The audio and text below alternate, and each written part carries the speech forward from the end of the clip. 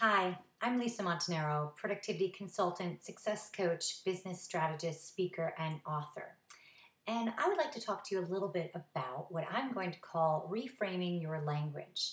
Some people call it reframing your mindset because sometimes our language actually reflects what we're thinking. But I'm going to give you two very big examples of how this comes up a lot for my clients, and hopefully it can help you. So, one example has to do with time, and another has to do with actual organizing or productivity. So, I'm actually going to start with the organizer of productivity first. I'll give you a really great example. A lot of people ask me, someone that's a productivity expert, how do you stay so organized? Or how do you get so much done? And then they usually follow that with some negative statement about themselves, like, I can't do that, or I'll never be organized, or I'll never be that productive. And a few things are going on there. One of them is that they've already set up a negative assumption or a negative expectation of their own behavior. And whether they truly believe that or not, let's assume they don't believe that, but that's what they're saying. And so I have one rule with my clients that's called no negative self talk. I don't allow any negative self talk to be done in front of me.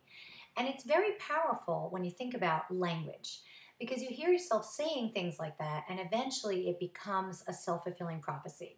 And you will then not be as productive because you don't believe you truly can be. So let's think about the person that maybe really believes they can't be that productive. There's a few things going on there. One is that they're already starting with that negative attitude. It does become a self fulfilling prophecy. And they're falling into the comparison trap by looking at everyone else and assuming that everyone else is more organized, or at least the person that they're talking to that they made that comment to.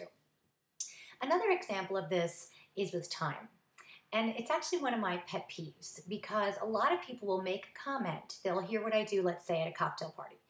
And they'll say, what do you do? And I'll say, I'm a productivity consultant. And they'll say, oh God, I wish I could be more productive. I wish I could be more organized, but I don't have any time.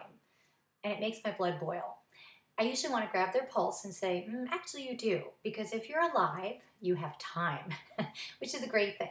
What they really want to say is, I don't like the way I'm managing my time, or I don't feel like I have a lot of control over what I do with my day, or my tasks, or responsibilities, or I feel like I'm getting caught up in things and I'm falling into the overwhelm trap and I'm not able to plan out things well. Those are all very different ways of saying, I don't have any time, which is actually a false statement. We all have the same 24 hours in a day.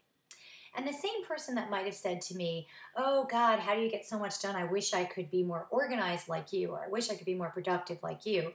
They're also just saying, I wish that I could sit down and plan out my day and make organizing a priority. Or I wish that I could finally declutter the pile of papers. Or they're asking for help.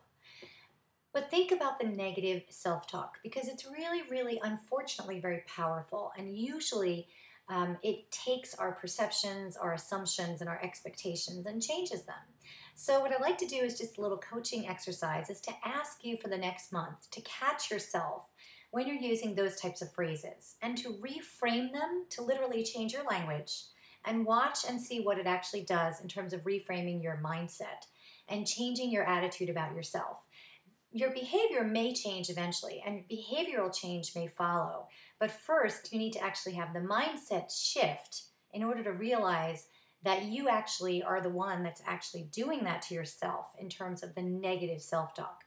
So in some ways, unfortunately, you can become your own worst enemy. So let's have a new idea here. Let's do positive self-talk or reality self-talk and not so much putting this negative connotation on things. So it could be, right now, I'm not managing my time as well as I'd like to. Or I'd like to work on my time management a little more. Or I'd like to make that a priority. Or right now it's not a priority because I have an ill parent that I'm caring for, or a special needs child, or my spouse just got laid off, or I'm in the middle of a move. And that's okay. That's the reality, but it's not negative. Okay? So do yourself that favor. Let me know how you do. And as always, if you have any questions, feel free to email me, lisa@lmorganizingsolutions.com, or go ahead and leave a comment on my blog, which is decidetobeorganized.com. Have a great day.